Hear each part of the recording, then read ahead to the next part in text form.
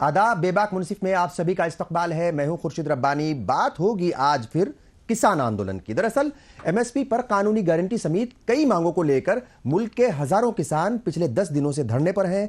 सरकार से चौथे दौर की बातचीत फेल होने के बाद किसानों ने 21 फरवरी को दिल्ली मार्च की तैयारी की थी। 21 फरवरी के लिए जो है एक ऐलान किया गया था कि दिल्ली मार्च करेंगे। हालांकि एक किसान की मौत के बाद किसान तंजीमों ने कुछ वक्त के लिए दिल्ली मार्च का प्लान जो है वो टाल दिया। संयुक्त किसान मोर्चा की चंडीगढ़ में हुई मीटिंग के बाद 23 फरवरी को यानी कल मुल्क भर में ब्लैक डे मनाने का ऐलान किया गया है और 26 फरवरी को ट्रैक्टर मार्च और उसके बाद 14 मार्च को दिल्ली के रामलीला मैदान में महापंचायत का भी ऐलान कर दिया गया है। वहीं दिल्ली मार्च पर फैसला कल यानी जुमे के रोज किया जाएगा। सरकार और किसानों के बीच 4 दौर की बातचीत जो है उसका कोई हल नहीं निकला था। अब ऐसा माना जा रहा है कि किसानों के बीच जो है 5वें दौर की बातचीत होगी।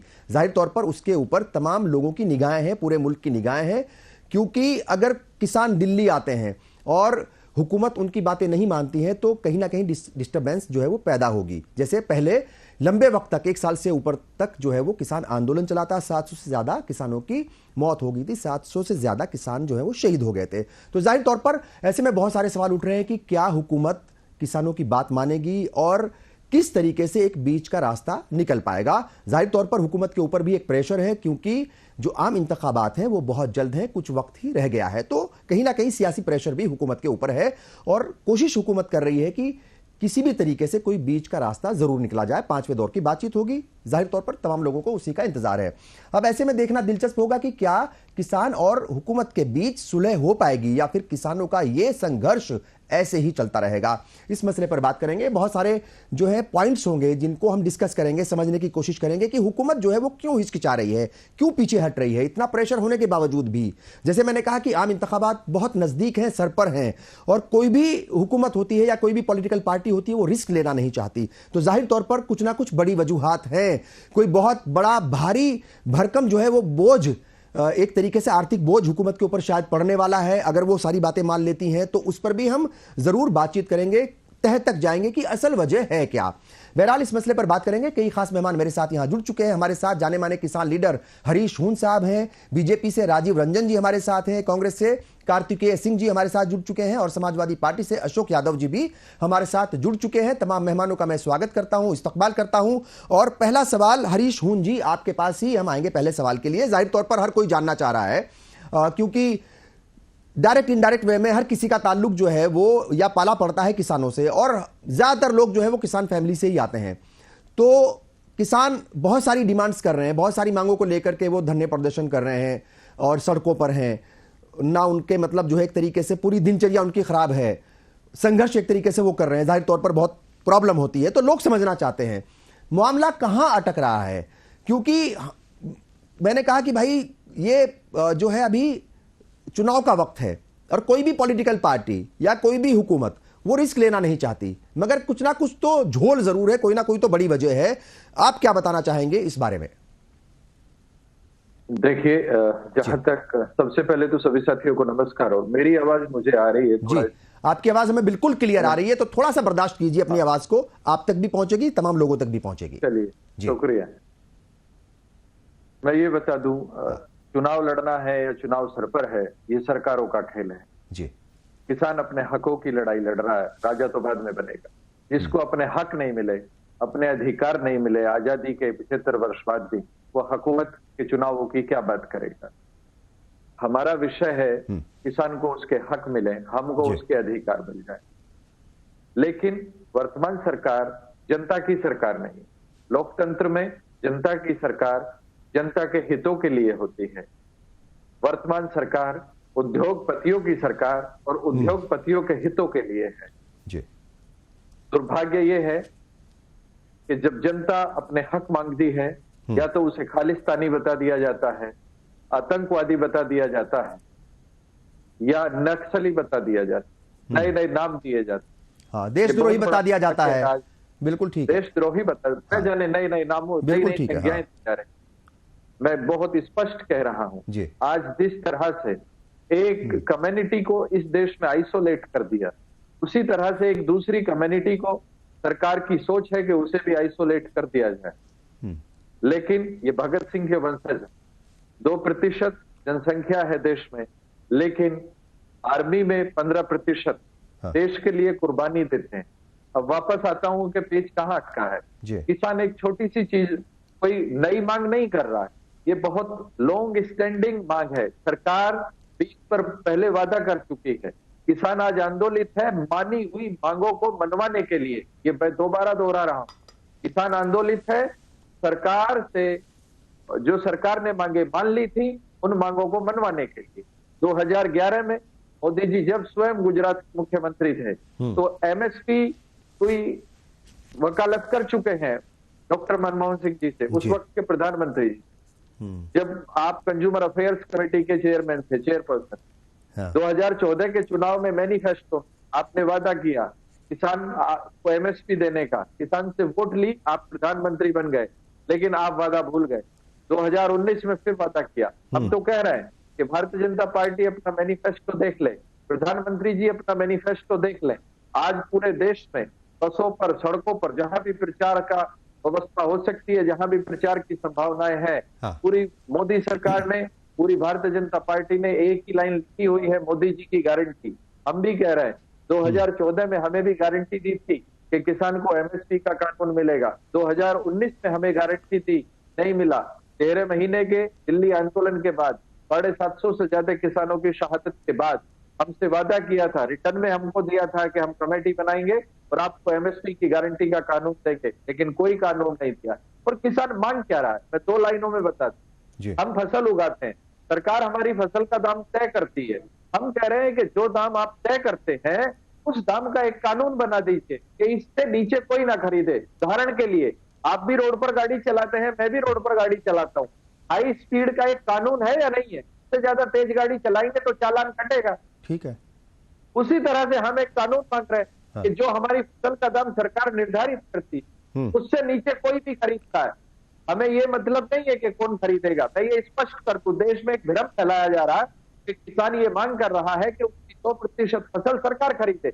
नहीं, हम कह रहे हैं जिस पेट को भूख लगे वो खरीदे, और जो सॉफ्टवेयर से रोटी बना के खाना चाहता है वो सॉफ्टवेयर से रोटी बना ले, ना खरीदे, कोई जरूरी नहीं। मैं बता रहा हूं, यदि किसान ने खेत खाली छोड़ दिया तो पूरे देश की थाली खाली हो जाएगी। सोचना पड़ेगा। और हम सर छोटू राम के वंशज हैं, हमने अंग्रेजों से अपना हक छीना था। बता रहे हैं हम उस नेताओं के, उस समाज के वंशज हैं जिन्होंने अंग्रेजों से कह दिया कि अपने योग्य फसल रख लो, बाकी फसल जला दो, लेकिन अंग्रेज झुक गए। इस दिन किसान ने ये ऐलान कर दिया कि मैं अपना खेत खाली रखूंगा, तो मैं पूछना चाहता हूं कहां से खाएंगे ये रोटी? जो कॉर्पोरेट फैमिली में लोग बैठे हैं या देश की सरकार में लोग बैठे हैं। एक बात। दूसरी बात, किसान की फसल कोई खरीदे, अभी जैसा मैंने कहा, सरकार खरीदे, व्यापारी खरीदे, बाजार खरीदे, उद्योग खरीदे या चोर खरीदे, हमें इससे कोई वास्ता नहीं। लेकिन किसान एक, भाई सड़क पे गाड़ी कोई भी चलाए, नहीं ठीक है आपकी बात। आप कह रहे हैं कि भाई वो न्यूनतम समर्थन मूल्य जो है वो होना चाहिए। हाँ, एमएसपी की गारंटी जो है वो कानूनी गारंटी मांग रहे हैं, मगर बहुत सारी और डिमांड्स है, उस पर भी मैं आऊंगा। और इसके सियासी पहलू भी है जाहिर तौर पर, और कहीं ना कहीं वो आर्थिक बोझ का एक हवाला दिया जा रहा है कि आर्थिक बोझ पड़ेगा। तमाम पहलुओं पर एक एक करके हम आएंगे। हरीश जी, मैं वापस आपके पास आऊंगा। बीजेपी के पास आते हैं। बीजेपी के जो हमारे नुमाइंदे हैं राजीव रंजन जी, जाहिर तौर पर आप बीजेपी की नुमाइंदगी कर रहे हैं, बहुत सारे सवाल हैं और सवाल जो है वो जाहिर तौर पर ज्यादा उसी से होते हैं, तीखे सवाल भी उसी से पूछे जाते हैं जिसकी जिम्मेदारी होती है, जो घर का बड़ा होता है या समाज का बड़ा होता है या जिसके कंधों पर जो देश को इस वक्त आगे लेकर के बढ़ रहे हैं या चला रहे हैं। प्राइम मिनिस्टर नरेंद्र मोदी से ही सवाल पूछे जाते हैं, बीजेपी रूलिंग पार्टी उससे सवाल पूछे जाते हैं कि भाई कहां जो है वो पेच फंसा है, कहां दिक्कत है। सीएम रहते हुए जिस चीज की आप जो है वो हिमायत कर रहे थे, जिसका सपोर्ट कर रहे थे, अब पीएम रहते या पीएम बनने के बाद उससे पीछे क्यों हटा जा रहा है? सीधा सा सवाल है। देखिए, पीएम रहते जो उन्होंने वायदे किए थे पीएम बनने के बाद उसको पूरे करने के प्रयास किए गए हैं। सिर्फ किसानों के मुद्दे पर ही नहीं, हर मुद्दे पर आप देखें विकास की गारंटी जो उन्होंने दी थी, जो एक कानून व्यवस्था कायम किया गया और बाकी चीजों पे जो जिस तरह से इंफ्रास्ट्रक्चर डेवलप हुए, तो भारतीय जनता पार्टी ने अपने वादों को पूरी तरह से करने का काम किया है। कुछ चीजें बच गई हैं, उसके लिए भी हमारी सरकार और माननीय नरेंद्र मोदी जी संकल्पित हैं, उसको भी पूरा करेंगे। रही बात किसानों के समर्थन मूल्य की, एमएसपी की जो बात हम लोग कर रहे हैं, तो अभी अभी अर्जुन मुंडा जी ने पिछले दिनों लोकसभा में यह स्पष्ट किया है कि उसके लिए विचार किए जा रहे हैं। इन्होंने, किसान भाइयों ने 21 तारीख का समय दिया था। मेरी आवाज आ रही है? एकदम क्लियर आवाज आ रही है। आप बिल्कुल रिलैक्स होकर के बैठ जाएं ताकि आपका फ्रेम भी अच्छा रहे और आवाज भी आपकी क्लियर पहुंचे लोगों तक। अभी कुछ दिनों पहले लोकसभा में माननीय कृषि मंत्री जी ने भी कहा है कि इसकी व्यवस्था की जा रही। और जो 2 लाख करोड़ के आसपास का ये जो आर्थिक बोझ पड़ने की संभावना है, कितने करोड़ का? कितने करोड़ का? हेलो, हाँ, कितने करोड़ का बताया आपने? बताइए बोलिए, कितने करोड़ का आपने बताया अभी कि कितना जो है आर्थिक बोझ पड़ेगा? जो 2 लाख करोड़ के आसपास का जो आर्थिक बोझ बढ़ेगा, अच्छा, उसके लिए जो उपाय किए जा रहे हैं। और रही बात किसानों की आत्महत्या पर बात हो रही, तो उसके भी उपाय किए गए। लेकिन अभी जिस तरह से उग्र आंदोलन किया जा रहा है, आंदोलन का तरीका, हम लोग आंदोलन से नहीं पीछे हटते। आपको आंदोलन करना चाहिए, आपका अधिकार है। लेकिन जो ये उग्र आंदोलन हो रहा है, आखिर किसकी बर्बादी कर रहे हैं? देखिए, हाई कोर्ट जो हाई कोर्ट है हरियाणा का जो हाई कोर्ट है, उसने भी पूछा है और कई बार पहले भी और अभी भी कोर्ट जो है वो दखल देता है जब उसको लगता है कि सब कुछ ठीक नहीं चल रहा है। भाई, किले क्यों काट दी गई? ये देश के किसान थे, ये कहीं पाकिस्तान से तो आ नहीं रहे थे। ठीक है साहब, देश के ही तो किसान हैं। मतलब वो किसान जो अनाज पैदा करते हैं, जिनको आप और हम खाते हैं, एसेंशियल जो है वो चीजें पैदा कर रहे हैं। वो ऐसा तो है नहीं, वो तो बहुत ऐसी जरूरी चीजें हैं। मतलब कांटों के तार लगा दिए, आंसू गैस छोड़ दिया, किस तरीके से हमने देखा, लाठी चार्ज भी हुआ है, एक किसान जो है वो शहीद भी हो गए हैं। तो किसान सड़कों पर नहीं आए, उससे पहले मतलब मोटी मोटी किलें गाड़ दी गई थी। तो वो जाहिर तौर पर सवाल पूछते हैं। बल्कि जो है कांग्रेस ने तो बहुत मतलब तल्ख अल्फाज का इस्तेमाल किया था। वो तो कह रहे थे, मतलब पीएम के लिए जनरल कायर का उन्होंने नाम दिया था। वैसे ही मेरा ख्याल कि उस तरह की तो जबान नहीं बोलनी चाहिए, मगर सवाल लोग पूछते हैं कि भाई इतना मतलब ऐसा सुलूक किसानों के साथ क्यों? जी सर, कांग्रेस को इससे बोलने की कोई अधिकार ही नहीं रखती। लंबे समय तक, 60 वर्षों तक आपका शासन रहा, आपने क्या किया? अरे साहब, वो उन्होंने नहीं किया, तभी तो पब्लिक ने उनको हटा दिया। आपको इसलिए लाया यकीन करके, आपको करना चाहिए था। मैं यही बात कह रहा हूं कि कांग्रेस को इन सब बातों पे बोलने का कोई अधिकार नहीं। कांग्रेस सिवाय राजनीतिक रोटी सेकने के और कुछ कर नहीं रही। कांग्रेस का सीधा मकसद, अब छोड़ सर, मेरी बात सुनिए। मैं कांग्रेस वालों से सवाल पूछूंगा। मैं तो आपसे ये पूछ रहा हूं कि वो अड़चने कहां हैं? कांग्रेस तो अड़चन है नहीं। कांग्रेस तो कह रही है कि अगर हम आएंगे, एमएसपी की कानूनी गारंटी देने की बात उन्होंने तो कर दी, वो तो अपने मंशूर में रखेंगे। मतलब जो घोषणा पत्र होगा वो तो क्लियर कह रहे हैं। मैं उनसे सवाल पूछूंगा, आप ये बताइए कि कौन से मतलब जो है वो मजबूरियां हैं या अड़चने कहां हैं? देखिए, मजबूरियां कुछ नहीं है। मजबूरियां जो भी है उसको सॉर्ट आउट कर लिया जाएगा। जो भी परेशानियां है, 2-3 दौर की बातचीत हो चुकी है। अभी जो तत्कालीन जो परेशानियां हैं, जो बजट, एक्स्ट्रा बजट आ रहा है, उससे कुछ मंथन होना है। वो जैसे ही सब कुछ सही होता है, किसानों के लिए, किसान भाइयों के लिए हमारी सरकार पूरी संकल्पित है, पूरी तन्मयता से संकल्पित है। उन्हें कहीं भी किसी प्रकार की कोई परेशान करने का हमारा इरादा नहीं है, पार्टी सरकार का इरादा नहीं है। मैं अपील करना चाहता हूं कि ये जो इनका जो प्रोटेस्ट है, वो थोड़ा सा सब्र के साथ होना चाहिए। जिस हिसाब से प्रोटेस्ट हो रहा है, जिस हिसाब से वाहनों को जलाया जा रहा है, लोगों पर डंडे और ये रोड़े बरसाए जा रहे हैं, आम लोग परेशान हो रहे हैं, इन सब चीजों से थोड़ा सा परहेज करना चाहिए किसान भाइयों को। कार्तिकेय जी, ठीक है कार्तिकेय जी, क्या आप जो है ये जो किसान आंदोलन चल रहा है, जाहिर तौर पर ये बात हमेशा होती है कि भाई कोई घर बार छोड़ करके, कारोबार छोड़ करके, खेत खलिहान छोड़ करके, अपने बीवी बच्चों को छोड़ करके, माँ बाप को, भाई बहन को छोड़ करके अगर कोई सड़क पर उतरता है, और अभी बहुत ज्यादा ठंड तो भले ही ना हो, मगर ठंड तो अभी भी है, तो वो जो है उसको ट्रैक्टर ट्रॉली पर ही रात गुजारनी पड़ती है, या कहीं मिट्टी पर ही जो है वो कोई कुछ बिछा करके सो जाता है। खाने का वक्त नहीं है, पीने का जो है वो मतलब उसके पास पानी साफ सुथरा नहीं है। पिछली बार तो बिजली भी नहीं मिल रही थी, फिर वो सीएम केजरीवाल गए थे दिल्ली के आसपास, जो किसान बैठे हुए थे। मतलब बहुत ज़्यादा परेशानियां झेल करके कोई सड़क पर उतर रहा है, जाहिर तौर पर बहुत सारी दिक्कतें होंगी उसको। जब इतनी दिक्कतें वो झेल रहा है, बहुत ज़्यादा दर्द होगा। आपको लगता है कि ये सवाल तो ज़रूर उठते हैं और हमेशा उठते हैं कि भाई 75 बरस में जो आज़ादी के हैं, आज़ादी के बाद से 55 साल के करीब जो है वो कांग्रेस ने हुकूमत की है, तो वो तब भी कर सकती थी, क्यों नहीं किया गया? और वो आज अनुराग ठाकुर भी कह रहे थे कि कांग्रेस तो वो कुछ नहीं कर पाई थी अपने दौरे हुकूमत में, खासतौर से 10 साल की अगर बात करें तो किसानों के लिए उन्होंने कहा कि नहीं कुछ कर पाई थी। बहुत सारे आंकड़े दिए, मैं सब बताऊंगा आपको कि कांग्रेस को तो बोलने का हक है ही नहीं। मगर फिर भी आपको क्या लगता है कि कहां कहां चीजें जो है वो अटकी हुई हैं? आपको क्या हुकूमत की मंशा पर, उसकी सोच पर, या मतलब जो है उसकी ईमानदारी पर ही शक होता है कि वो करना नहीं चाहती, रास्ते हैं, कर सकते हैं?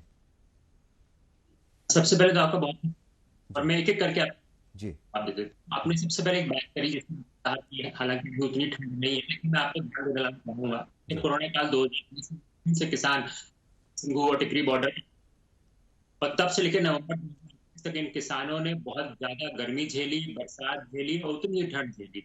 हाँ। ये सरकार, इसका नतीजा ये हुआ था, परिणाम स्वरूप हुआ था, दुर्भाग्यवश मेरे देश के 750 अन्नदाता शहीद हो गए थे। इस सरकार ने ना उन लोगों की सुध ली, ना उन परिवार वालों की सुध ली, ना उनको कंपनसेशन की बात करी, ना उनको शहीद का दर्जा दिया, ऐसा कुछ भी नहीं। हाँ। और नवंबर में, अगर गलत नहीं थी, 19 नवंबर 2021 को जब ये वापस लिया गया था, प्रधानमंत्री रोते हुए आए थे कि मैं समझा नहीं पाया था। उनके रोने से पहले, चलो उनके रोने पर देश ने चलो उसमें विश्वास कर लिया, उन 750 किसानों के लिए एक शब्द लोकसभा में बोला गया, ना राज्यसभा के अंदर बोला गया, ना उसके बाद प्रधानमंत्री ने बोला। हाँ। नवंबर 2021 से इन किसान संगठनों ने, इन किसान भाइयों ने इंतजार किया, बहुत लंबा इंतजार किया। जनवरी 2024 तक पहुंचा, लगभग 2 साल से भी ज्यादा का समय हो गया। इन सरकार ने जो एमएसपी की बात कही थी उस पर एक शब्द भी नहीं बोला। और ये मांग कहां से निकलती है, हमको ये भी समझने की बड़ी जरूरत है कि जब ये तो 3 काले कानून, कोरोना काल के समय जब पीछे से चोर दरवाजे से 3 काले कानून लेकर के, इन्हीं किसान संगठनों ने, इन्हीं अन्नदाताओं ने कहा कि हमसे एक बार भी पूछा नहीं गया है। आपको बड़े अच्छे से याद होगा कि जून 2020 में ध्वनिमत से, मतलब इस पे चर्चा भी नहीं करी गई विपक्ष की, कांग्रेस पार्टी अन्य किसी भी विपक्षी दल से कोई भी चर्चा नहीं करी गई।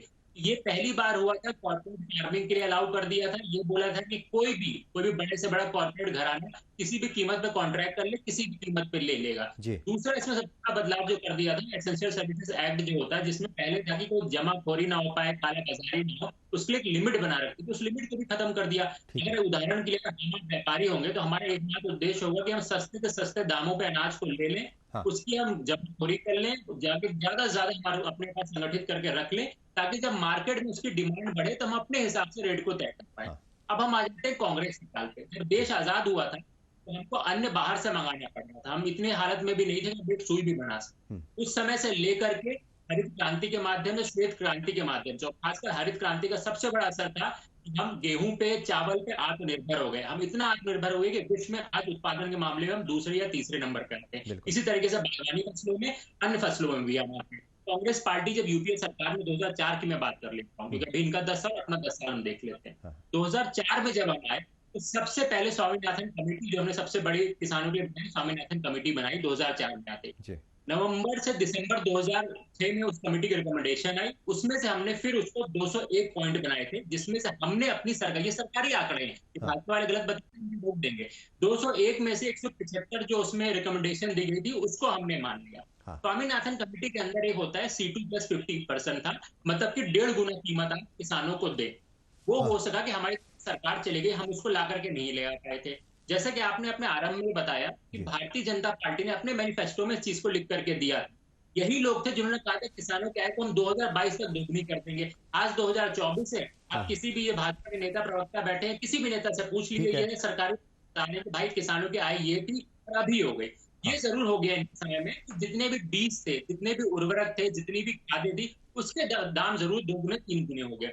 इन्हीं किसानों ने एक मांग और करी कि जो इंश्योरेंस होता है, जो अभी इन्होंने कर दिया कि अपने क्रॉप का, अपने फसलों का आपको इंश्योरेंस कराना, वो उन्होंने कहा कि आप पब्लिक सेक्टर बैंक से करा लीजिए, आप अपने कॉर्पोरेट घरानों से क्यों करवा रहे हैं। असर ये हुआ है उसमें कि 60% जो किसान थे उनपे लोन का भार तो लगातार बढ़ा है, लेकिन जो इनके पूंजीपति मित्र हैं उनको 40% तक का इसमें इजाफा, इतना लाभ हो रहा है। तो ये भारतीय जनता पार्टी सिर्फ और सिर्फ एक बार नहीं, 2 बार नहीं, 3 लगातार किसानों को छलती है। जितने वादे के उसमें कुछ नहीं। ये है कि जीएसटी का बोझ बढ़ा होगा, इनके घर के जो सामान थे वो महंगे कर दिए, उर्वरक बीज हर चीज महंगी कर दी। रही बात, अभी इन्होंने किसानों की आत्महत्या की बात करी थी। किसानों की आत्महत्या सरकारी आंकड़े हैं, और इनके एक लोकसभा के सांसद ने बड़ी बेशर्मी के साथ संसद में खड़े होकर के ये भी बोल दिया था उस समय कि भाई देखो, विपक्ष वाले इस पर चर्चा नहीं कर रहे हैं। इसका मतलब कोई एक तरह के कृषि मंत्री ने कहा कि हमारे देश में प्रतिदिन इस समय 30 किसान आत्महत्या कर रहे हैं। उसी तरफ आपका एक सांसद खड़े होकर बेशर्मी के साथ ये बोल रहा है कि हमारी चर्चा नहीं हो रही, इसका मतलब कोई किसान इसमें आत्महत्या नहीं कर रहा। इन लोगों को शर्म आनी चाहिए। 750 लोगों के मरने के बाद भी जो लोग नहीं जागे हैं, जो आज भी किसानों को ऐसा लग रहा है कि कोई यहाँ रशिया यूक्रेन का वॉर चल रहा है, आपने कीले ठोक दिए, आपने गड्ढे कर दिए, आपने बैरिकेडिंग कर दी। वो किसान आपसे बड़ी सीधी सीधी मांग कर रहे थे कि हम रामलीला मैदान में आना चाहते हैं, वहां हम एक मंच लगाना चाहते हैं और अपनी मांगे ठीक है। माध्यम से मतलब अगर पीसफुली कोई प्रोटेस्ट कर रहा है और वो क्लियरली बोल रहे हैं भाई रामलीला मैदान में तो कोई पहली बार तो कोई प्रोटेस्ट हो नहीं रहा था या धरना देने की बात तो हो ही नहीं थी, वहां तो मतलब लंबे वक्त तक जब यूपीए की हुकूमत थी तो अन्ना हजारे यूपीए की हुकूमत के खिलाफ बैठे हुए थे। तो मेरा ख्याल के ये तो आपको मतलब जो आइन है इस देश का, जो संविधान है वो इजाजत देता है और कहीं कोई रोक टोक होनी नहीं चाहिए पीसफुली प्रोटेस्ट करने के लिए। किसी की मतलब जो है वो क्यों रोका जा रहा है? उनके साथ ऐसा व्यवहार हमने पहले ही कहा क्यों किया गया? मेरा ख्याल के ये तो सभी को बुरा लगा होगा इस तरीके से। बिल्कुल सरकार से कुछ मांग करेंगे, उसकी पूर्ति के लिए जगह देना को रखना तो बहुत जरूरी है। ठीक है। अब आप उसमें अपने हिंसे की स्थिति पैदा करेंगे। वो किसान जो सिंघू बॉर्डर पर जब 1.5 साल बैठे थे, आप मुझे बताइए कोई एक आदमी बता दे कि किसी एक एम्बुलेंस को भी वहां से पास होने में इन किसानों ने दिक्कत करी होगी, क्योंकि मदद भले की वहां कोई भी आम व्यक्ति भी जाता था, उसको खाने पीने की व्यवस्था वो किसान भाई करते थे। ठीक है। ये भारतीय पार्टी सिर्फ और सिर्फ बदनाम करती है। इन्होंने किसानों को बदनाम किया, इन्होंने जवानों को बदनाम किया, इन्होंने पहलवानों को बदनाम किया। तो ये सिर्फ और सिर्फ देश के ऊपर कलंक लगा सकते हैं, कुछ इनसे उम्मीद। अशोक यादव जी आपके पास मैं आऊंगा। जाहिर तौर पर इसके मतलब मैंने पहले ही कहा कि अब चूंकि इलेक्शन का वक्त है तो हर एक पहलू जो है वो देखना बहुत जरूरी है, और जब इस तरह के धरने प्रदर्शन होते हैं, एहतजाज होते हैं, और किसान वर्ग जो है, हालांकि ऐसा तो है नहीं कि वो अचानक से निकला, वो पहले ही कह दिया था कि फरवरी में वो अपनी मांगों को लेकर के एक बार फिर दिल्ली का रुख करेंगे। बहुत क्लियर था, बहुत पहले से ही था, स्थगित किया था उस वक्त भी, खत्म नहीं किया था।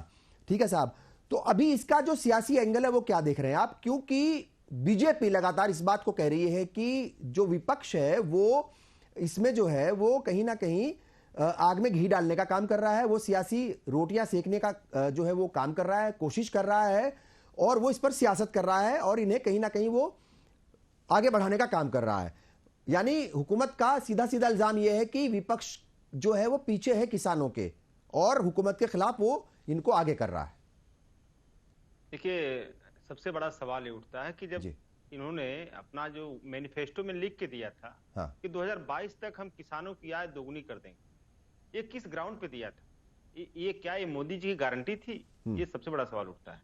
और इनका देखिए एक गाना, कहीं पे निगाहें कहीं पे निशाना, तो इनका निशाना कुछ और था। इनका निशाना था कि जो टोटल फार्मर्स इकोनॉमी है इस देश की, इस फार्मर्स इकोनॉमी को ये अपने चहेते उद्योगपतियों के हाथों में देना चाह रहे थे, और इसी अपने जो हिडन एजेंडा, इस हिडन एजेंडे को मूर्त रूप देने के लिए इन्होंने कोविड काल में, जो कि जून 2020 में इन्होंने जी क्या मेरी आवाज नहीं आ रही है? बिल्कुल एकदम, यू आर ऑडिबल, अब बोलिए। जी। तो इन्होंने जो 2020 में जो 3 काले कानून लाए, अपने इसी एजेंडे को फुलफिल करने के लिए लाए थे। ये पूरी फार्मर्स इकोनॉमी को अडानीकरण उसका करना चाह रहे थे, अंबानीकरण करना चाह रहे थे। लेकिन हमारे किसान भाइयों की जो इतना मतलब हमें लगता है विश्व का सबसे लंबा आंदोलन अगर कहीं चला होगा तो हिंदुस्तान में चला होगा, जो कि लगभग 378 दिनों का आंदोलन, और वो भी जाड़ा गर्मी बरसात और कितने हार्श मौसम को झेलते हुए हमारे किसान भाइयों ने, और लगभग 700 से लगभग 750 किसानों ने शहादत भी दी। क्या ये राजनीतिकरण था किसानों का? कोई शहादत राजनीति करने के लिए नहीं देता है। शहादत व्यक्ति देता है जब उसके सारे रास्ते बंद हो जाते हैं, तब वो शहादत क्या रास्ता चुनता है, तब इतना बड़ा कदम उठाता है। उसके बाद जब उनको मोदी साहब को चुनाव में जाना था, इन्होंने कहा ठीक है आप इसको आंदोलन वापस लीजिए, हम आपको फला चीजें की गारंटी दे रहे हैं। अब ये बताइए कि किसानों को कोई, इन्होंने अभी जो किसान नेता हमारे मित्र हैं, इन्होंने बिल्कुल सही कहा कि वो कोई नई मांग नहीं मांग रहे हैं। जो बातें हुई थी उसी बातों को इंप्लीमेंट करने की बात वो कर रहे हैं। जैसे उन्होंने जो कहा कि एमएसपी पे गारंटी की बात हो रही, स्वामीनाथन कमीशन की जो रिपोर्ट्स थी उसको लागू करने की बात हो रही, C2+50 की जो अभी हमारे कांग्रेस प्रवक्ता साथी कर रहे थे, उन्होंने मांग करा कि मनरेगा में 200 दिन की हमें चाहिए, 200 दिन का मजदूरी चाहिए जो मनरेगा में, और उसकी जो दिहाड़ी भी बढ़ाने की कुछ बात कर रहे थे, 700 शायद 700 रुपए 200 दिन की गारंटी और 700 रुपए प्रतिदिन के हिसाब से मानदेय होना चाहिए। मानदेय, जी, ये भी मांग की थी। और कुछ मांगे और थी, जैसे 2013 में जो भूमि अधिग्रहण एक्ट था उसको लागू करना है, मोटा मोटी बिजली बिल जो है उसके ऊपर भी बातचीत है, डीजल में सब्सिडी देना है, बुजुर्गों को, बुजुर्ग जो किसान है एक एज के बाद के, उनको 10,000 रुपए जो है वो एक तरीके से पेंशन बांधी जाए, और भी बहुत सारी चीजें हैं, और सारी फसलों को जो है वो एमएसपी के तहत लाया जाए। अभी 23 फसलें हैं, महज सिर्फ 23 फसलें हैं, मगर इसके दूसरे पहलू पर हम बात करेंगे कि भाई इसका ये तो एक पहलू हो गया, सियासी पहलू या ये डिमांड्स हैं, मगर क्या सरकार के सामने जो है वो दिक्कतें हैं, वो शायद आर्थिक बोझ की वजह से, चूंकि कैलकुलेशन होती है हुकूमत की, अगर ये इतना आसान होता तो यूपीए के दौर में भी हो गया होता।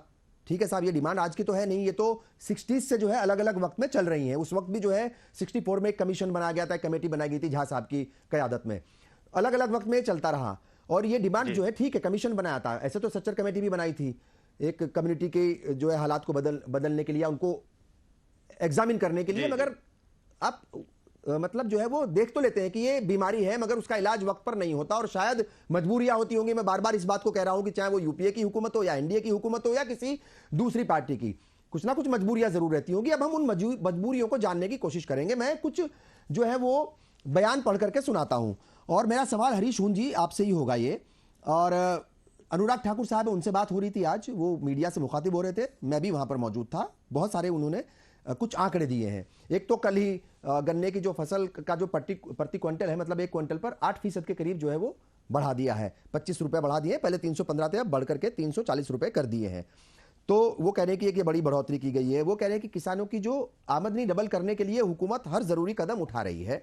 दूसरी बात ये वो कह रहे हैं कि जो स्वामीनाथन कमेटी की जो रिपोर्ट है उसे लागू करेंगे, हम लागू किया जाएगा। हालांकि आचार संहिता लगने वाली है, वो कब लागू करेंगे, हो सकता है कि उनके दिमाग में ये हो कि जब तीसरी बार मोदी आएंगे तब करेंगे क्या। अब जाहिर तौर पर इलेक्शन हो रहा है तो बहुत सारी बातें होती हैं। तो उन कुछ आंकड़े और उन्होंने बताया थे कि जो कांग्रेस का जो 10 साल का टेन्योर था, जो दौर था, उसमें 5.5 लाख करोड़ की खरीदारी की गई थी, मतलब फसलों की 10 साल के करीब में। ठीक है साहब, वो कह रहे हैं मोदी हुकूमत में जो है वो 18.5 लाख करोड़ रुपए की तकरीबन 3 गुना से भी ज्यादा, 3 गुना तो एटलीस्ट मान ही लीजिए की है, वो ऐसा कह रहे हैं। किसान जो है किसान सम्मान निधि का भी एक तरीके से वो पैसा जाता है हर महीने या कुछ महीनों के बाद, तो वो 2,81,000 करोड़ रुपए उस पर खर्च किया गया है। फसल बीमा योजना, उसमें 1,54,000 करोड़ रुपए का मुआवजा दिया गया है। 15,511 करोड़ रुपए जो है वो सिंचाई योजना पर खर्च किए गए हैं। 7,30,000 करोड़ रुपए बैंकों से किसानों को मिला था 2013 और 14 में यूपीए के दौरे हुकूमत में। वो ये कह रहे हैं कि अब 2022 और 23 में 20 लाख करोड़ से ज्यादा जो है वो दिया गया है, यानी करीब 3 गुना। यूपीए के दौर से देखें और अब देखें एनडीए को, तो 3 गुना ज्यादा दिया गया। ये मैं आंकड़े बता रहा हूं, मैं जवाब लूंगा, ठीक है साहब। और वो कह रहे हैं कि करीब 28,000 करोड़ के जो मतलब कृषि बजट जो था पहले यूपीए के दौर में, वो करीब 28,000 करोड़ था, 27,000 कुछ करोड़ था, मान लो राउंड फिगर में 28,000 करोड़ का बजट था, जिसे बढ़ाकर 1,25,000 करोड़ जो है वो कर दिया गया है। वो कह रहे हैं कि भाई हम किसानों के लिए इतना काम करने की कोशिश कर रहे हैं, इतने सारे आंकड़े उन्होंने दिए हैं, और वो कोई मामूली आदमी नहीं है। अगर कोई कैबिनेट वजीर जो है कोई बयान देता है, कोई कैबिनेट मंत्री बयान देता है, तो उसको हल्के में नहीं लिया जा सकता, वो कोई फिगर गलत नहीं दे सकता। क्या कहेंगे, वो ये कह रहे हैं कि भाई हम इतना काम तो कर रहे हैं, थोड़ा भरोसा करो हमारे ऊपर, हम आएंगे तीसरी बार तो थोड़ा सा और आगे बढ़ेंगे। हरीश हूं जी।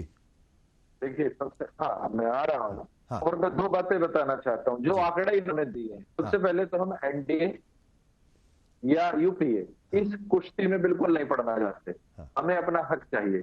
एनडीए ने क्या किया, यूपीए ने क्या किया, हमें इससे बिल्कुल भी सरोकार नहीं है, ठीक है। लेकिन हम ये कहना चाहते हैं कि 2011 में जिस व्यक्ति ने देश के किसानों को ये उम्मीद जगाई, अपनी रिपोर्ट में उस वक्त के प्रधानमंत्री जी को वकालत करके बताया कि किसान को एमएसपी दी जाए, किसानों में लगा कि हमारी पूरी होगी। 2014 में मैनिफेस्टो में लिखा, तब पूरा नहीं हुआ। और ये जो आंकड़े दे रहे हैं अभी आप, मैंने देखे, तो मैं बता दूं, यदि ये फसल ज्यादा खरीद रहे हैं जी, तो ये किसान पे एहसान नहीं कर रहे हैं, वो उनकी जिम्मेदारी है। हालात में है 80 करोड़ लोगों को राशन देना पड़ रहा है। इन लोगों कहां से लाएंगे फसल, कहां से लाएंगे अनाज चावल? 80 करोड़ लोगों को मुफ्त में राशन देना पड़ रहा है, मतलब 80 करोड़ लोग अपने लिए राशन जुटाने के योग्य नहीं बचे हैं आज देश में। इन्होंने इस खाने में लाके खड़ा कर दिया देश को। तो यदि ये खरीद रहे हैं तो अपने बैंकिंग के लिए खरीद रहे हैं, किसान पर कोई एहसान नहीं कर रहे। किसान से ना खरीदेंगे, किसान इन पे जबरदस्ती नहीं कर रहा, ये कहीं से ले आए, सॉफ्टवेयर से राशन इकट्ठा कर ले और वो बांट ले। कह रहा है कि उसको 2+50% के अनुसार, यदि स्वामीनाथन आयोग के अनुसार, और स्वामीनाथन को आप भारत रत्न दे रहे हैं, किस आधार पर दे रहे हैं भारत रत्न? पता है सत्ता के जो यहाँ लोग बैठे हैं, तो भारत रत्न व्यक्ति को अच्छे कार्यों के लिए दिया जाता है, और उनका सबसे बड़ा कार्य था जो उन्होंने रिपोर्ट पेश की। उनकी रिपोर्ट्स को तो आप मान नहीं रहे, उनकी स्टडी को आप मान नहीं रहे, और भारत रत्न आप दे रहे हैं। समझ नहीं आता, ये डबल स्टैंडर्ड नहीं चलेगा, ये नहीं चलेगा। रतन देकर रतन बेचने का काम नहीं चलेगा। आप समझिए, पूरे देश को दुख की तिजोरी में रखना चाहते हैं ये लोग, रोटी को तिजोरी में रखना चाहते हैं। अभी मेरे एक साथी कह रहे थे, मुझे समझ नहीं आया, लेकिन आवाज समझ आई कि जो इन्होंने एसेंशियल कमोडिटी टैक्स में अमेंडमेंट किया था, खाद्य पदार्थों पर असीमित भंडारण की आजादी, जबकि किसान लड़ा था पूरे देश के लिए, हर देश के लिए लड़ा था, क्योंकि रोटी तिजोरी में कैद होती, जितनी भूख और इतनी महंगी रोटी होती, किसान ने रोटी को तिजोरी में कैद होने से बचाया। हम ये पूछ रहे हैं, जब आप हमारी फसल का दाम तय करने का अधिकार रखते हैं, यदि आप मैं फिर कह रहा हूं, तो हमें ये कानून क्यों नहीं देते कि किसान की फसल इस रेट से नीचे नहीं बिकेगी, और वो भी मिनिमम है, कम से कम है। आप समझिए, एक उदाहरण देता हूं जी। किसान धान पैदा करता है, उसको एमएसपी नहीं मिलती, एमएसपी मिनिमम नहीं, लेकिन उद्योगपति उसी धान का छिलका उतार के चावल किसान को उल्टा बेच देता है, उसको आजादी है मैक्सिमम।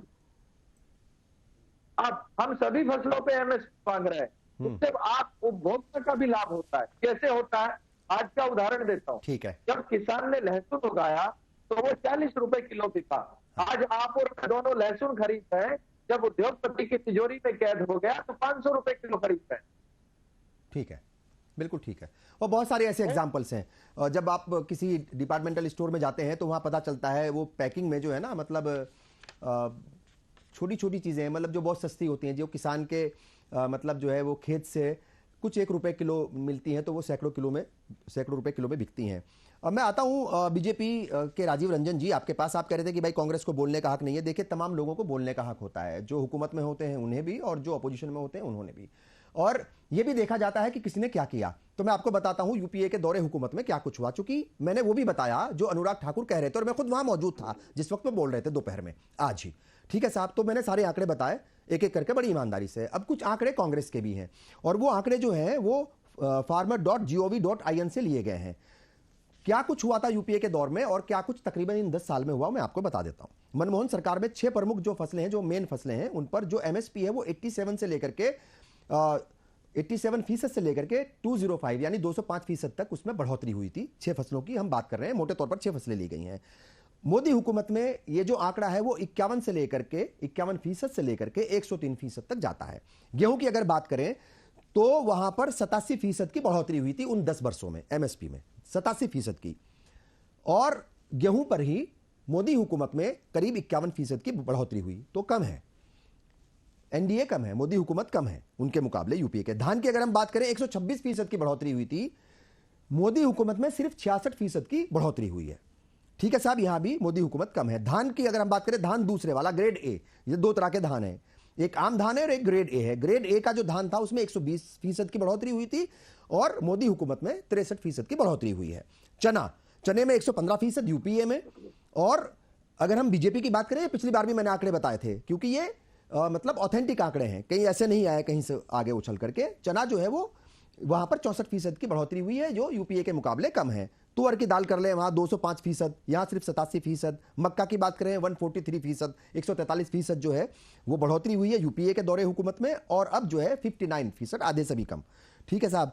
और अगर हम बात करें मसूर की, तो 90% की बढ़ोतरी हुई थी 10 साल में, और अब 103% की बढ़ोतरी हुई है। यहां मोदी हुकूमत थोड़ा सा आगे है। तो आप कह रहे थे कि बोलने का हक नहीं है। देखिए, सबको बोलने का हक होता है।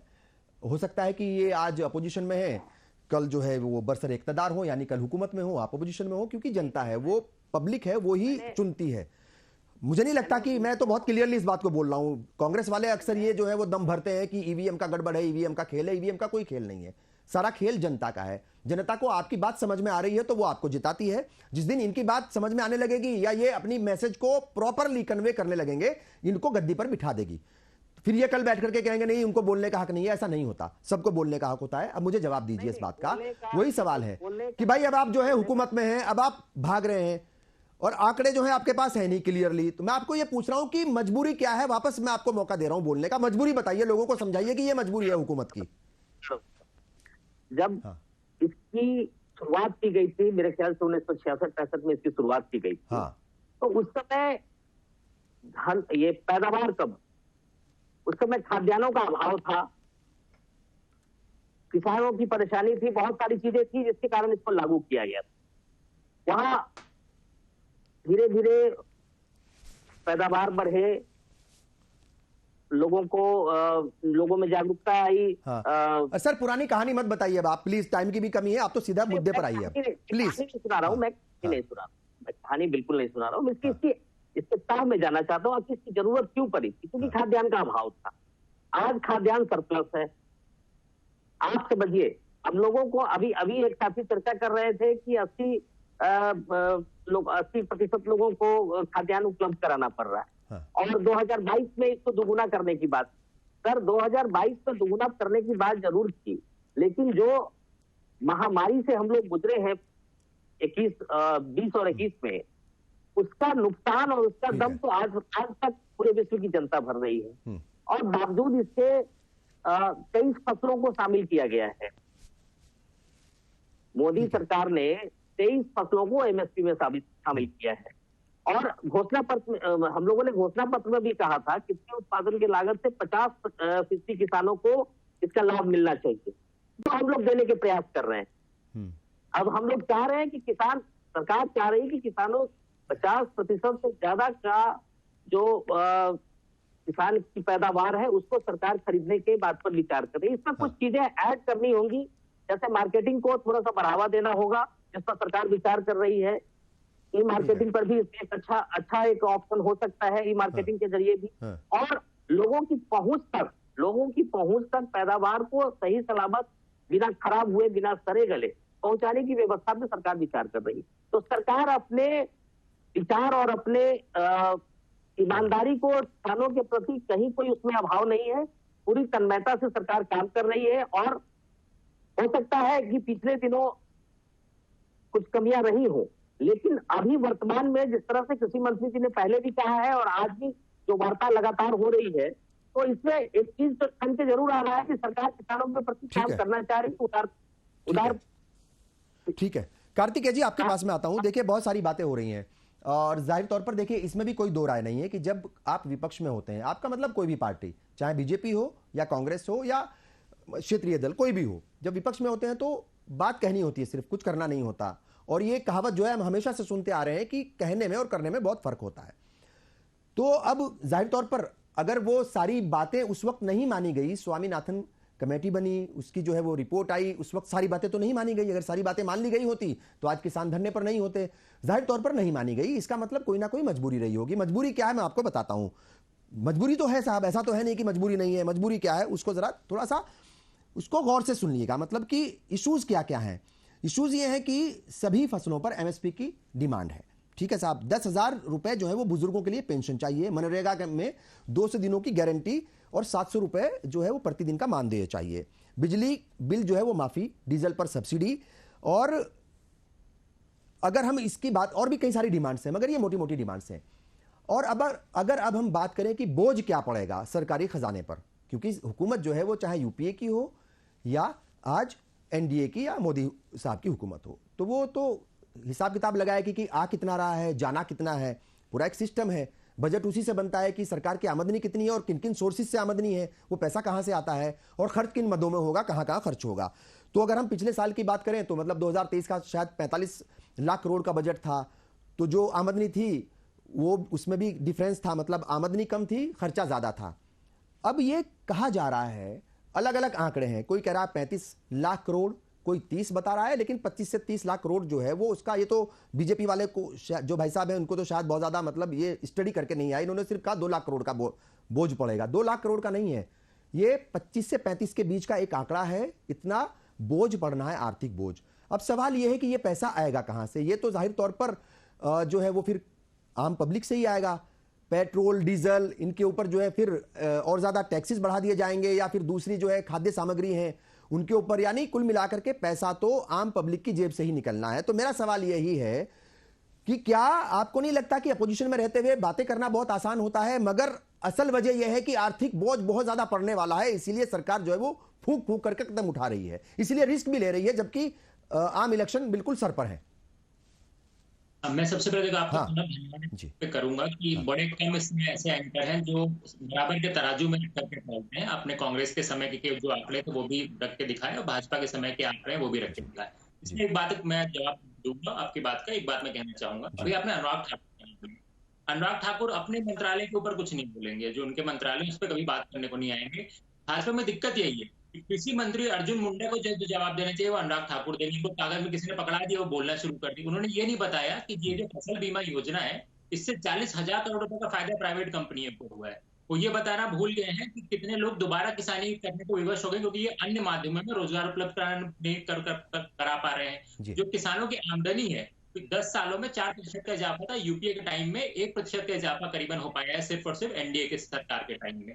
ये शायद ये कहते हैं अपने सहूलियत के हिसाब से आकर इस्तेमाल करने से काम नहीं होता है। किसान आप ही की वजह से सड़कों पर आए हैं।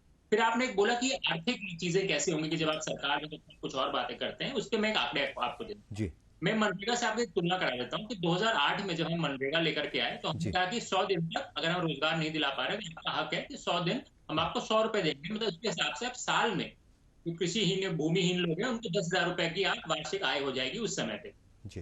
अब यहाँ पे आइए, 2019 में किसान सम्मान निधि लेकर के आए। एक किसान परिवार को एक साल में 6,000 रुपए यानी प्रति माह उस किसान परिवार के पास सिर्फ और सिर्फ 500 रुपए आते हैं। तो उसको ये नहीं लगे कि भाई मैं अगर किसानी करके 6,000 रुपए कमा रहा हूँ, उससे अच्छा तो 2008 का मनरेगा था। तो वर्तमान ये समझिए कि जब आप 7th पे कमीशन लेकर के आते हैं तो मिनिमम वेजेस इस देश में 18,000 हो सकता है, लेकिन उन मिनिमम वेजेस किसानों के हमने उस पर बात करने को तैयार नहीं। इसीलिए आज ये किसान सड़क पे आ रखे हैं कि 7th पे कमीशन मिनिमम वेज 18,000 रुपए कर सकते हो महीने का, लेकिन इनके बारे में क्या, दिहाड़ी मजदूरों के बारे में। और इतनी मांगों में जो प्रमुख मांग है वो एमएसपी की है। और जैसा कि बोला गया ये आंदोलन स्थगित हुआ था कि अगर आप 2.25 साल के बाद भी एमएसपी पे आवाज उठाने को बोलने को तैयार ही नहीं हो तो उस पर कोई मतलब ही नहीं है। ये बार बार भ्रमित किया जा रहा है हम लोगों को कि 10 लाख करोड़ का आ जाएगा। अरे हमारे पे क्यों आएगा भाई? किसान कह रहे हैं कि आप एमएसपी की गारंटी दे दो, हम उसको बाहर बेच रहे हैं तो कम से कम पता होगा ना कि चलो उदाहरण के लिए 2500 रुपए क्विंटल का हमको गेहूं का मिल रहा है, तो हमको 2500 रुपए से 2500 रुपए एक बेचना है, 2 बेचना है, ये तो हम पे निर्भर करता है। खरीदने वाले खरीदार तो है ही। उदाहरण के लिए जो दक्षिण के राज्य है वहां पर क्या एमएसपी बताई जाती है, वो मंडियों में जाते हैं उनको एमएसपी से ऊपर का भी दाम मिल जाता है। तो ये आपने वो केंद्र सरकार इसी तरीके से दीनहीन दिखाना। अरे भाई आप 11.5 लाख करोड़ रुपए कॉर्पोरेट लोगों का माफ कर सकते हो, तो इनमें क्या दिक्कत आ जा रही है आपको? आप अन्य उत्पादन के माध्यम से तो आपकी कमाई होती है ना, आप इन अन्य को तो बाहर एक्सपोर्ट भी कर सकते हो ना। और जो 80 करोड़ लोग इसी के माध्यम से आप दे पा रहे हो ना, तो आपको इन अन्नदाताओं पे तो गर्व होना चाहिए था। आप इस तरीके से नहीं छुप के हट सकते हो ना, आपको तो बताना पड़ेगा आपके समय आने से टैक्स में कितना इजाफा हुआ है, उसके अनुपात में लोगों की आमदनी कितनी बढ़ी है। आपके 2014 के बाद से 2024 तक में जो दिहाड़ी मजदूर हैं उनकी दिन की दिहाड़ी में कितना इजाफा हो, इस बात का जवाब देना ही पड़ेगा ना। इन जवाबों से ही बचने के लिए घूमते हैं। कांग्रेस पार्टी तो विपक्ष में है, वो तो लोगों की आवाज ही बनती है ना। विपक्ष का काम क्या होता है कि जो लोगों की समस्या है उसको उठाना। आप मुझे एक आंदोलन बता दीजिए, तो भारतीय जनता पार्टी के जो नेता है इनसे पूछता हूँ, पूरे विश्व में कोई आंदोलन बताइए जहां पर किसानों ने या किसी भी वर्ग ने इस तरीके से अपनी आवाज 1.5 साल तक रखी हो, लोग शहीद हो गए हो, इन सरकारों के मुंह से कहां तक ना निकली हो। लोकसभा में 1 मिनट का मौन न रखा गया इस पार्टी के हिसाब से। प्रधानमंत्री ने 2.25 साल पहले रोते हुए आ गए थे। 2.25 साल में ये नहीं समझेगा इन किसानों की हालत हो रखी है। जो सरकार, आप सोचिए डर खौफ, इसी इनको बोला गया जनरल कायर हम लोग ने बोला कि इतना डर इतना खौफ अपने ही देश के किसानों से, जिनके नाम पे आप वोट लेते हो। रामलीला ग्राउंड में अगर एमएसपी की मांग रख देंगे तो आपकी कलई खुल जाएगी। आपसे पूछा जाएगा कि आपने दोगुनी आय किस तो तौर तरीके से बोली थी। 2022 से 2024 आ गया, क्या हो गया आपकी दोगुनी आय का? तो ये कोरोना काल में बता रहे थे।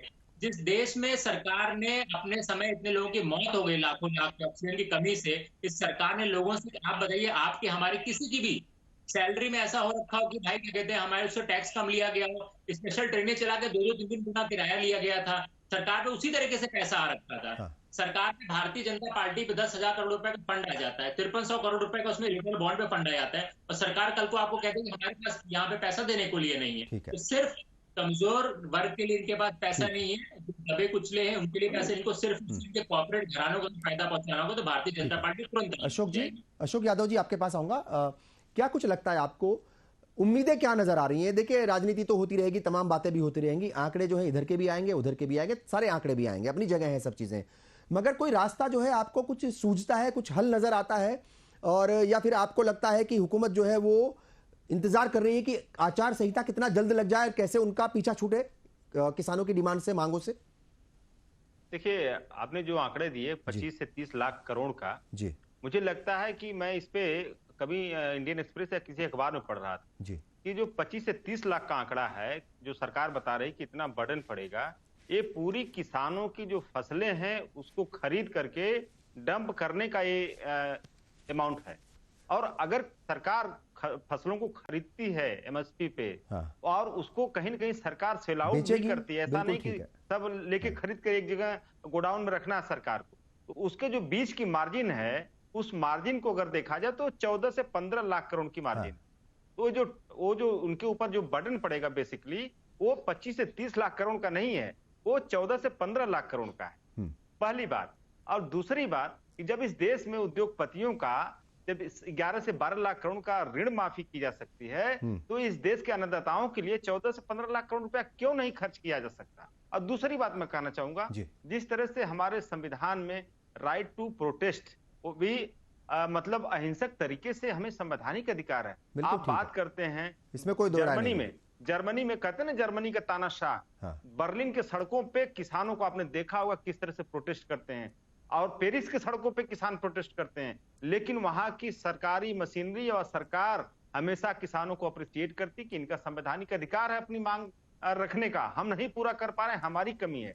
लेकिन यहाँ पे जिस तरह की ये कहते हैं मदर ऑफ डेमोक्रेसी, जाके विदेशों में मोदी जी कहते हैं मदर ऑफ डेमोक्रेसी, ये किस तरह की मदर है डेमोक्रेसी की, जहां पे प्रोटेस्ट करने के लिए आसमान से बम गिरा रहे हैं, नीचे कीले ठोक रहे हैं, सामने से पैलेट गन चला रहे हैं, और इस तरह की जाके हरियाणा और पंजाब में, हरियाणा में खासतौर से मैं ये भी चीज पढ़ रहा था कहीं पे कि वहां के थाने वाले पुलिस वाले जाके किसानों को हड़का रहे हैं कि अगर आप गए तो आपका पासपोर्ट का लाइसेंस रद्द हो जाएगा, आपका जो आर्म्स लाइसेंस रद्द हो जाएगा, आपको नौकरियों में वेरिफिकेशन नहीं होगा। वो तो मुझे लगता है किसानों को जो है वो तो शुक्र मनाना चाहिए कि अभी बुलडोजर नहीं पहुंचा, वरना तो कई सारे सूबों की तो एक कल्चर बन चुका है, कुछ भी होता है तो बुलडोजर लेकर का जो सरकारी अमला है वो पहुंच जाता है, पता नहीं क्या मजा आता है उनको, मतलब जो है किस तरीके से वो घर तोड़ देते हैं। जाहिर तौर पर मेरा ख्याल के तमाम चीजें नहीं होनी चाहिए।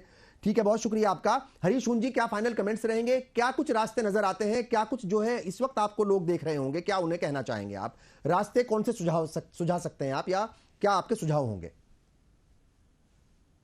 जी देखिए, मैं ये कहना चाहता हूं आपके माध्यम से पूरे देश, जब किसान को एमएसपी की गारंटी का कानून मिलेगा और एमएसपी पर फसलें खरीदी जाएंगी, हाँ। तो कोई भी उद्योगपति फसलों को स्टोर करके अनलिमिटेड स्टॉक करके आम जनता को लूट सकता, क्योंकि आम जनता को भी पता रहेगी कि एमएसपी पर फसल खरीदी गई है, इतना मुनाफा ले लीजिए, 10% ले लीजिए, 20% ले लीजिए, लेकिन ये जो लूट है, जो फसलों को स्टोर करके बिचौलिए जो करते हैं, ईडेबल को बिचौलिए, आप समझिए, मैंने उदाहरण दे दिया, 40 रुपए किलो लहसुन आज 500 रुपए किलो बिक रहा है। बिल्कुल ठीक है, ठीक है। तो आम जनता का भी इसमें हित है, किसान का भी हित है। दूसरा, ये जो बर्डन बता रहे हैं, अब फिर कह रहे हैं, मैं ये थोड़ा स्पष्ट कर दूं, किसान की मांग है कि किसान को एमएसपी का कानून दिया जाए, ना कि यह मांग कि किसान की 100% पर फसल खरीदी जाए। हमें समझ नहीं आ रहा है बर्डन कहां से। अरे जो आज वक्त की कमी है, मैं रोकूंगा यहाँ बस। ठीक है, बहुत शुक्रिया आपका। और कार्तिकेय जी, कम से कम अल्फाज में क्या कुछ कहना चाहेंगे आप? Final comments. मैं इस सरकार को देश में भी लोकतंत्र में क्या जरूरी है क्या जरूरी नहीं है नहीं समझ सकते, लेकिन उम्मीद कर सकते हैं और एक मांग कर सकते हैं कि इन बेचारे किसान भाइयों को आप रणनीतिक मैदान में आने दें कि एमएसपी की लीगल गारंटी है वो देने का कष्ट करें और किसानों के बारे में ऐसे वर्ग के बारे में ज्यादा सोचें तो कुछ समय के लिए अपने जो बड़े उद्योगपति मित्र हैं उनके बारे में कम सोचे तो इन किसानों का भला।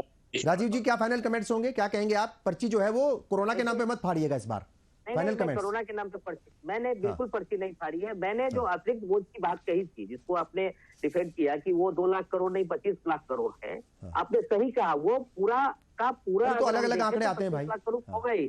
नहीं आंकड़े मैं बता रहा हूँ। तो मैंने ये कहा कि जो अभी तत्काल सरकार देना चाह रही है उसपे जो अतिरिक्त बोझ आ रहा है वो अगर हम जैसे सामान खरीदते हैं तो सामान तो स्टॉक करेंगे नहीं, उसको बंद करके रखेंगे नहीं, उसको सेल भी करना है, उसको लोगों तक पहुंचाना भी है। तो वो जो बोझ आ रहा है वो मिनिमम आएगा, वो उसके रास्ते सरकार निकाल रही है, आप ये कह रहे हैं। चलिए ठीक है, बहुत बहुत शुक्रिया हरीश जी आपका, अशोक यादव जी, कार्तिकेय जी, राजीव जी, तमाम मेहमानों का मैं शुक्रिया अदा करता हूं। पहले भी यही कहा था, आज भी यही कह रहा हूं कि अन्नदाता हैं, इनकी जो डिमांड्स हैं, जो जायज डिमांड्स हैं, उन पर संजीदगी से गौर फिक्र होना चाहिए।